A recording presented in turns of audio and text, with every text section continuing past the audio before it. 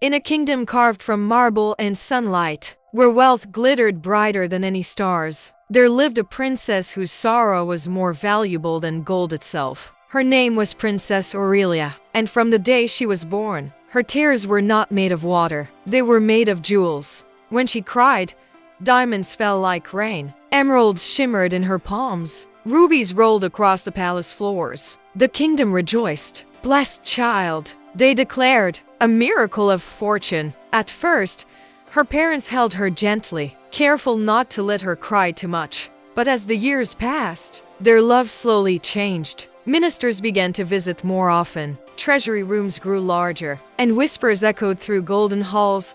If the princess cries, the kingdom prospers. So they found ways to make her cry. Not cruelly, not at first. A sad story here, a lonely night there, just enough to bring a tear. And with it, another jewel. Aurelia didn't understand. She only knew that every time she felt pain, everyone else smiled. As she grew older, the tears became harder to summon. Her heart began to guard itself. But the kingdom grew greedy. They demanded more. Lavish feasts were held in her honor, but she was never allowed to laugh too freely. Friendships were kept distant. Joy was discouraged because joy brought no riches. And so, Aurelia learned something dangerous, that her sadness was her only value. Until one day, a boy arrived at the palace gates. He wasn't dressed in silk or gold. He carried no riches, only a small wooden flute and a quiet smile. His name was Lio. He had traveled far just to see the Princess of Jewels. But when he saw her, he didn't bow. He didn't stare at the treasure around her. He simply asked, "Are you happy?" No one had ever asked her that before. Aurelia hesitated. Then, slowly, she shook her head. Lio sat beside her and began to play his flute. A soft, gentle melody filled the air. Not grand, not powerful, but warm. For the first time in her life, Aurelia felt something unfamiliar. Not sadness, not pressure, but peace. And then, she smiled. No jewels fell, no treasure formed, but something far more precious appeared, a quiet, genuine joy. Days passed. Lio returned again and again. They talked, laughed, wandered the gardens. And with every moment, Aurelia cried less.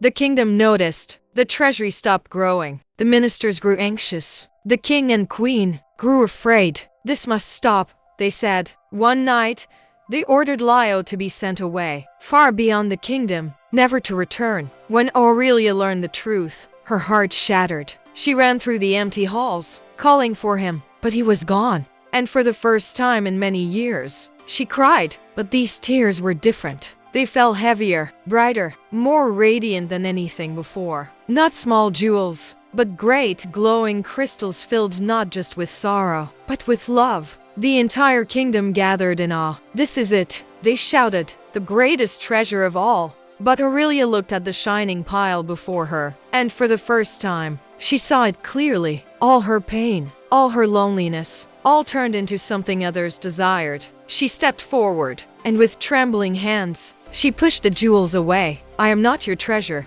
she said softly. The room fell silent. "My tears are not meant to make you rich. They were meant to be understood."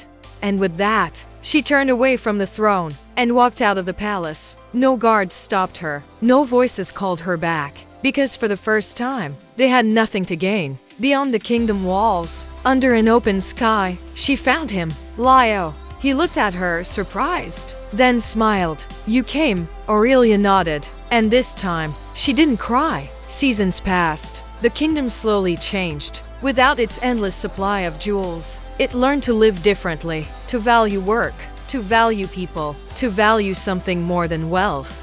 And Aurelia, she lived a quiet life beyond the palace, laughing freely, crying when she needed to, but never again for someone else's gain. And though her tears still turned to jewels, they were rare now, because her heart was finally whole. Moral of the story: your pain is not meant to be used by others, it's meant to be understood, healed, and honored. True worth is not found in what you produce, but in who you are.